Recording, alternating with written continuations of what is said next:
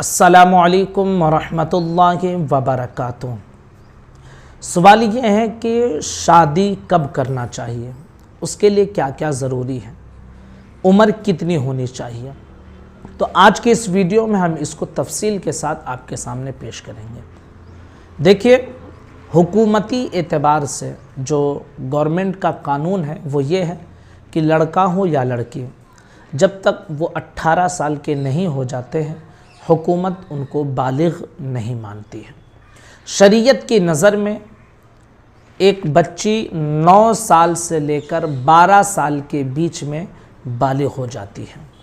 अगर बालिग होने की जो अलामत है, जैसे हैज़ का आना या अगर किसी से हम बिस्तरी कर ले तो प्रेग्नेंट हो जाए, ये जो अलामतें बयान की गई हैं बालिग होने की, अगर 12 साल के अंदर अंदर वो अलामत पाई जाए तो जब से पाई गई, 9 साल से 12 साल के बीच में पाई जाती है, तो जब पाई जाए उसे उसी दिन से बालिग माना जाएगा। और अगर नहीं पाई गई तो 12 साल के बाद उस बच्ची को बालिग माना जाएगा।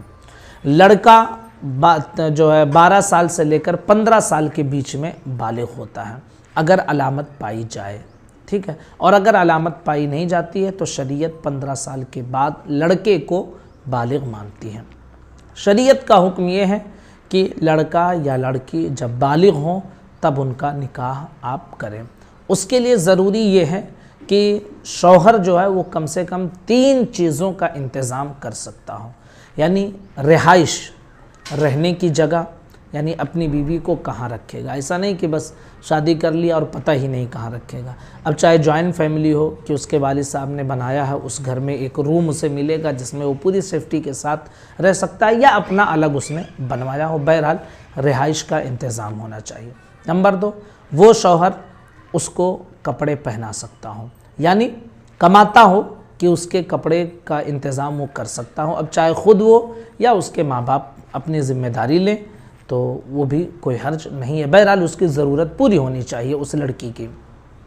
खाने पीने का इंतज़ाम, यानी रिहाइश, कपड़ा, खाना पीना, इन 3 चीज़ों का इंतज़ाम ज़रूरी है। अगर कोई शख्स ऐसा है कि वो रहने की जगह नहीं दे सकता है या उसे खिला पिला नहीं सकता है और शादी करना चाहता है, तो फिर याद रखिए कि ये उस बच्ची के ज़िंदगी के साथ खिलवाड़ है और शरीयत इसकी इजाज़त नहीं देती है।